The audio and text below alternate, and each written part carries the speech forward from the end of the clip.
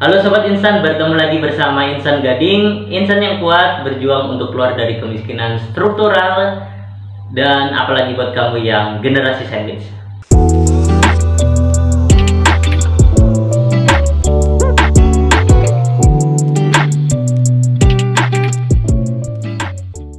Kali ini kita mau bahas nih tentang hal-hal yang bikin generasi sandwich sulit untuk keluar dari generasi kemiskinan struktural.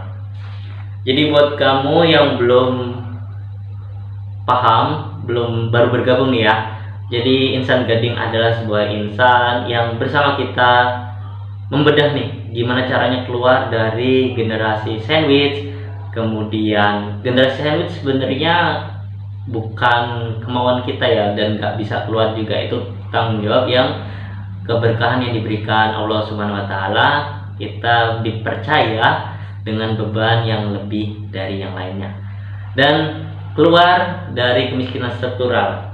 Jadi hal-hal ini yang buat kamu bakal sulit keluar dari kemiskinan struktural. Pertama, kamu nggak berani katakan tidak. Ada saudara mau pinjam, kamu kasih aja, walaupun duitnya tahu bakal nggak balik dan nagihnya susah. Kemudian kamu nggak bisa punya tabungan. Kalau misalkan kamu udah generasi sandwich, kamu nggak punya tabungan, lalu kapan kamu mau keluar dari zona kemiskinan struktural? Nabung itu gimana mau nabung, Bang? Duit begitu gajian buat bayar adik sekolah, buat uang belanja ibu, belum lagi cicilan motor dan sebagainya. Sebenarnya kalau misalkan kamu punya kebiasaan kayak gitu, itu mau duit kamu 1 juta, 5 juta, 10 juta, ya tetap kayak gitu. Duit kamu bakal habis untuk ini itu. Menabung itu bukan soal nominal, itu sebuah kebiasaan mulia yang dipunyai oleh orang kaya. Kalau kamu punya, simpelnya gini, kalau kamu punya kebiasaan nabung, itu salah satu indikator mengarah ke calon jadi orang kaya. Dan bahkan orang kaya pun punya kebiasaan menabung, bahkan investasi udah ranahnya ke situ. Jadi kalau misalkan kamu nggak punya kebiasaan menabung, jangan harap kamu keluar dari kemiskinan struktural ataupun punya kehidupan yang sedikit lebih layak. Kenapa kita perlu menabung? Menabung itu bukan soal nominal, menabung itu untuk dana darurat. Itu satu. Kedua, ketika kamu punya uang, kamu bisa menjaga aset kamu dalam jangka waktu tertentu. Kamu mesti terbiasa gak tergoda ketika punya uang. Banyak banget diantara kita begitu punya uang dapat 1 juta udah bingung beli apa ya besok, beli ini, beli itu, beli itu. Besok gajian 3 juta udah bingung mau beli apa, beli ini, beli itu, habis. Besok gajian lagi bingung mau beli apa ya buat gajian sekarang, ini itu habis, gak sempet nabung. Nabunglah berapapun. Kebiasaan menabung itu bukan soal nominal. Orang yang gajinya 500.000, 1 juta, kalau emang punya kebiasaan menabung, pasti dia bakal tetap nabung. Mau nabungnya 500.000, 400, 300, 100.000, 5.000 sekalipun, menabunglah. Dimulai dari yang kecil. Karena apa? Ketika kamu punya tabungan, satu, kamu punya dana mendesak. Kedua, kamu terbiasa menahan antara keinginan dan kebutuhan. Nggak begitu terima langsung pengen ini pengen itu, sampai habis kembali lagi ke settingan awal, saldo 0 rupiah. Atau kamu udah nabung, habis lagi, nabung habis lagi. Itu sebenarnya kelas menengah, itu udah aku bahas di video sebelumnya. Kalau orang kaya, bulan ini punya tabungan 100.000, tahun depan punya 500.000, tahun depannya punya 1 juta, dan itu berkesinambungan. Karena itu bisa menahan diri antara kebutuhan dan keinginan. Kalau udah bisa menahan diri antara kebutuhan dan keinginan, Kedua, punya dana darurat ketika ada kejadian hal yang nggak diinginkan, bisa pakai dana itu sehingga nggak perlu berhutang, apalagi hutangnya itu yang beranak pinak. Artinya pinjam 1 juta, ngulangin 1.200.000. 200-nya itu dirugikan. Kamu kerja ngasih orang 200 itu. Makanya punya tabungan biar kamu nggak perlu berhutang ketika ada kebutuhan mendesak. Bang, tapi kan generasi sandwich itu kebutuhannya banyak banget bang. Kita udah nahan diri, adik kebutuhannya ini, orang tua kebutuhan ini.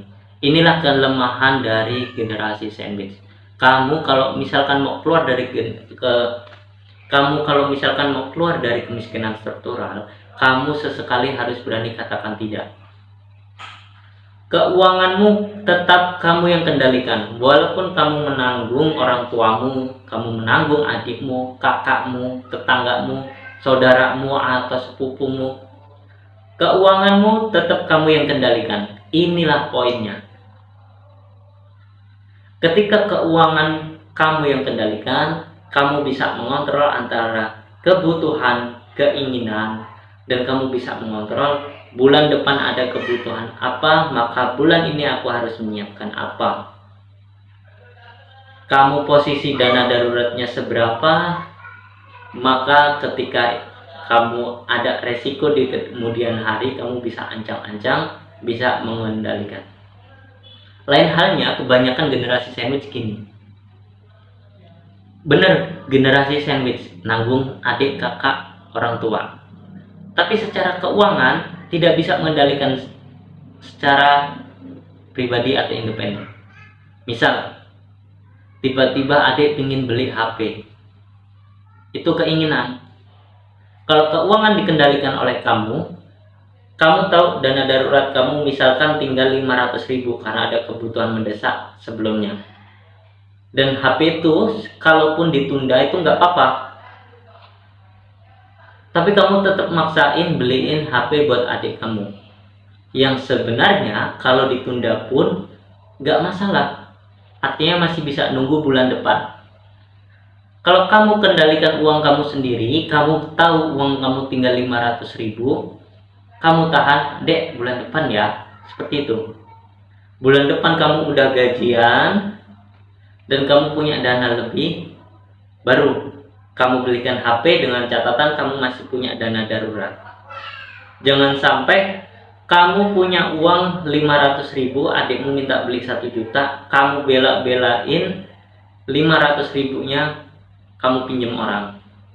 Akhirnya keuanganmu jadi acak-adul dan gak karuan.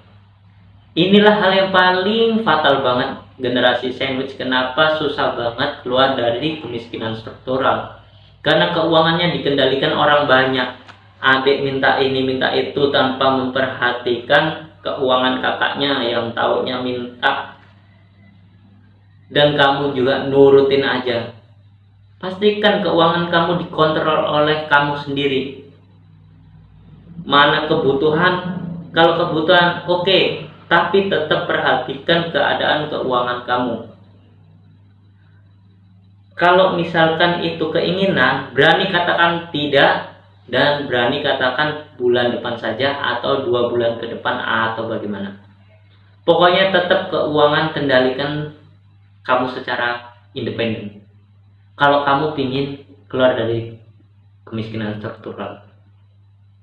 Karena ketika kita gak berani mengatakan tidak sama siapapun, temanmu bahkan siapapun, bahkan kamu tahu keuanganmu itu masih lampu kuning dan kamu maksain pingin bantu orang, dirimu bobrok, kamu hancur, adikmu ikutan hancur. Mungkin ketika kita nggak bantu adik kita, itu terkesan kita kejam dan tega ya. Padahal lebih kejam ketika kita bantu adik kita saat kondisi keuangan kita lagi kritis. Ketika kondisi keuangan kita lagi, misal kita udah punya kerjaan UMR gitu ya, dan kita maksain bantu orang walaupun keadaan kita lagi misalkan pasca ada kebutuhan mendesak, akhirnya terkuras tuh tabungan kita. adik atau kakak kita butuh uang yang sebenarnya nggak butuh-butuh amat, dalam artian bukan kebutuhan primer gitu. Karena kita nggak enak, kita bantu aja walaupun kita pinjem ke kawan kita atau ke mana lah. Hal inilah yang jadi malapetaka bagi keuangan kamu.